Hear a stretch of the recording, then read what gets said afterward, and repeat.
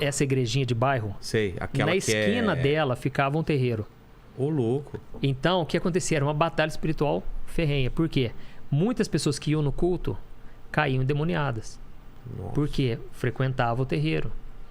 Às vezes a gente estava pregando, cara. Vinha gente lá na porta, jogava pedra. Começava a assoviar, começava a dar gargalhada. Você via que não era a pessoa. Era o inimigo mesmo ali, sabe? Diante dos seus olhos. E aí teve um dia... Eu, naquela época, ainda muita coisa eu precisava consertar na minha vida. E eu era muito bagunceiro na sala, cara. Nossa, era muito zoeira.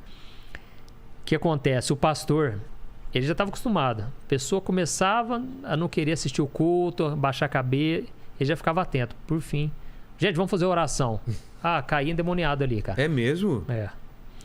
Por quê? Por causa disso, entendeu? Nós estávamos numa região ali muito infestada de demônios, sabe? O que aconteceu? Teve um dia que uma irmãzinha caiu endemoniada. Eu vou falar irmãzinha, mas nem sei se era convertido ou não. Sei. O que é um outro assunto polêmico também, né? O cristão, ele pode ficar endemoniado? Que eu acredito que não, entendeu? O cristão, não. O que nasceu de novo. Tá. Não cristão de nome. Entendi. O que nasceu de novo tem o Espírito Santo. Agora, ele pode sim ficar opresso. É diferente endemoniado e opresso. Exatamente. O endemoniado, ele entra no seu espírito ali, né? Ele domina o seu espírito. Agora, o nosso espírito, quem controla ele é o Espírito Santo. Então não se tem ele como. já ocupa lá, não tem como ocupar. A pessoa pode estar desviada. O que vai acontecer? Que o inimigo vai oprimir ela na alma, na mente. O que é opressão, para a gente saber a diferença? É um sentimento ruim? Cara, uma vez eu vi até um livro do John Bevere. Ele fala muito sobre batalha espiritual. E um dia Deus, segundo ele, Deus mostrou para ele o que era. Era como se fossem uns... No vídeo, os demônios eram como se fossem uns macacos que ficavam aqui sobre a pessoa, nas costas. Eu acredito que seja meio assim, entendeu? Um peso. Pessoa é um peso, cara. Um peso, a pessoa não consegue se desvincular daquilo. Um desânimo muito grande. Não quer dizer que a pessoa desanimada está endemoniada ou está opressa. Claro, mas a pessoa que está opressa, cara, não tem vontade de fazer nada. Tem vontade de ficar no quarto, fechado. A pessoa precisa se libertar, precisa entregar a vida dela para Jesus, primeiramente, e precisa buscar Deus, se ela já nasceu de novo, entendeu? Entendi. Ela precisa resistir a isso. A Bíblia diz, se sujeite a Deus, resista ao diabo e ele fugirá de você. Geralmente, isso acontece porque a pessoa dá brecha. Guarda uma mágoa de alguém. Eu tenho mágoa do meu pai. Sabe o que acontece? Ao mesmo tempo, eu não consigo vencer minha área sexual, por exemplo. Como assim? Eu vou te dar um exemplo. A pessoa, quando ela dá alguma brecha pro inimigo... Brecha Brecha é como se fosse uma brechinha numa parede. Sei, né? Uma fresta mesmo que, se for no caso da armadura que você estava falando, naquela metáfora, é uma parte exposta na armadura que pode entrar uma flecha. Boa, ótima comparação. A partir dali, o inimigo ganha espaço. Por causa disso, o inimigo traz vícios, traz prisão de pecados, né? A pessoa não consegue se libertar. À medida em que a pessoa libera o perdão, por exemplo. Eu tinha uma mágoa contra minha mãe, meu pai, um exemplo. Sei. Liberei o perdão. Talvez ali a pessoa já foi liberta. Fecha essa brecha. Fecha essa brecha, entendeu? Por quê? Aí o inimigo já não tem mais poder sobre aquilo. Agora, enquanto o inimigo está ganhando espaço, tudo fica mais difícil para a pessoa. Entendeu? A pessoa, ela está sendo dominada pelo inimigo. O inimigo não tem acesso ao espírito dela. Mas a alma dela ele domina as emoções, domina os pensamentos. Então, a pessoa pode estar na igreja e estar opressa pelo inimigo, entendeu? Entendi. Mas como você identifica a área, por exemplo, que é só com oração, que você falou, ela tem uma brecha porque ela não libera perdão. Mas às vezes a pessoa está tão dentro disso que ela nem entende qual é o problema que ela tem. Às vezes ela não vai ter essa sacada, fala, putz, é um problema que eu tenho com meu pai, entendeu? É por isso que... Às vezes é uma mistura de coisas também, né? Não, é lógico que o que a Bíblia diz assim, Paulo diz, vocês não estão debaixo da lei, mas vocês estão debaixo da graça. E por causa disso, o pecado não terá domínio sobre vocês. O que é a lei e o que é a graça?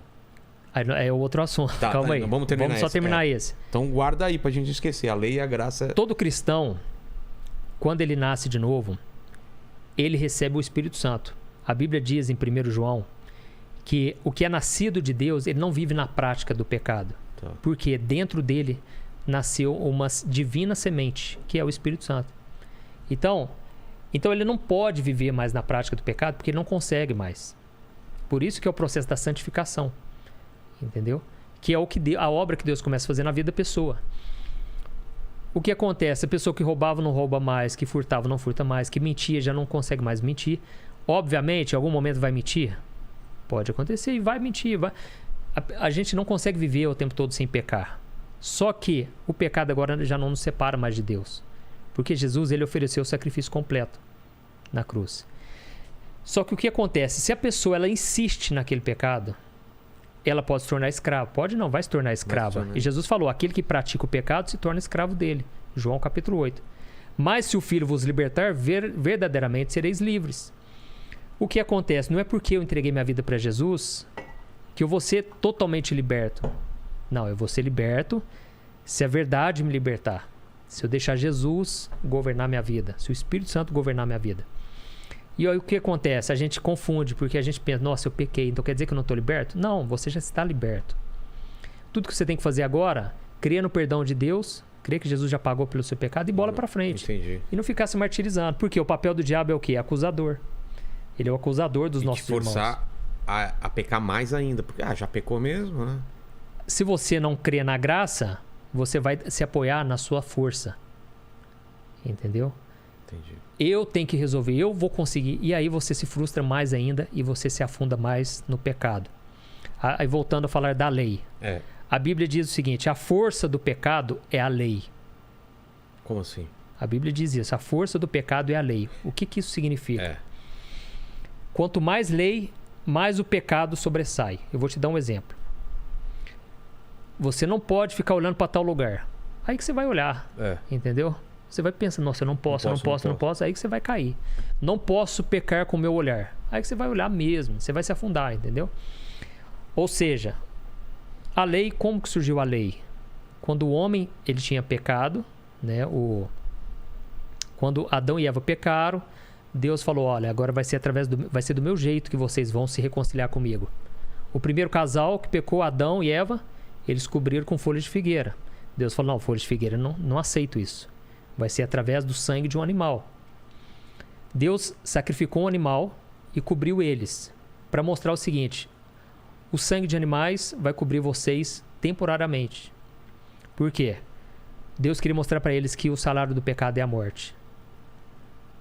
E é uma desobediência. E Deus já havia falado, no dia que vocês pecarem e comerem daquele fruto, vocês vão morrer.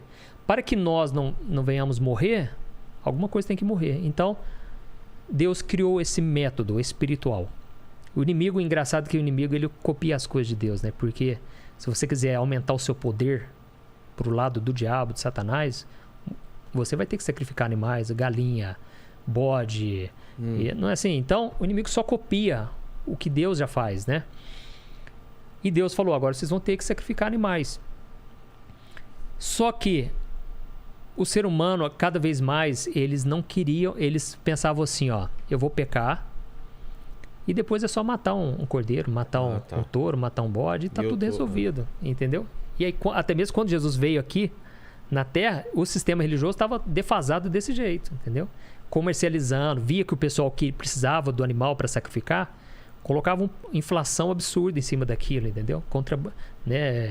Mas eu não negociando. Eu não entendi o lance da lei. Aí o que aconteceu? O povo vivia como ovelha desgarrada. Né?